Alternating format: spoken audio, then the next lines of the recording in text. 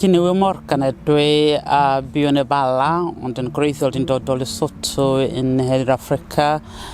Dwi'n gweithio i Gyngor Gwynedd yn y maes gofal yn y catref preswylwyr fel derpwr rheolwr felly. Da ni'n byw yn Ngwynedd lle Gymraeg iawn, so dwi'n meddwl mae pwysig gan o mae'n deg hefyd na ni'n gallu cynnig gwasanaeth drwy gyfrwng Gymraeg, a iaith cyntedd yn iaith Gymraeg, so dwi'n falch iawn, dwi wedi dysgu'r iaith, so dwi'n gallu siarad nhw, dwi'n gallu deall ochr nhw, be maen nhw eisiau, be dyn nhw ddim eisiau felly. Chi'n gwybod, mae cyfathrebu yn pwysig iawn.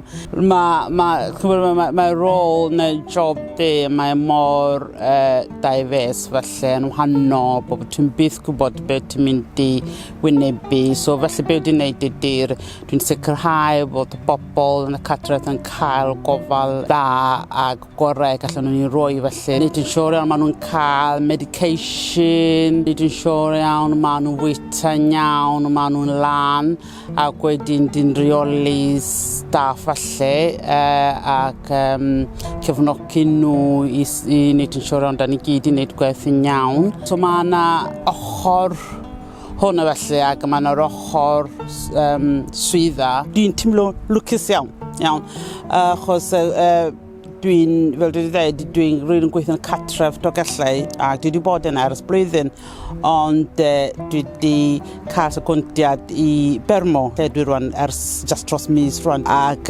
lwcus o horth, mae gen i diddordeb mawr iawn yn yr elfen efo bobl sy'n byw efo dementia, ac fel mae'n digwydd yn Hafod Maoddach, mae yna lot o sy'n mynd ymlaen o pryd yn yr adeilad newydd, lle da ni'n mynd i sefydlu uned dementia.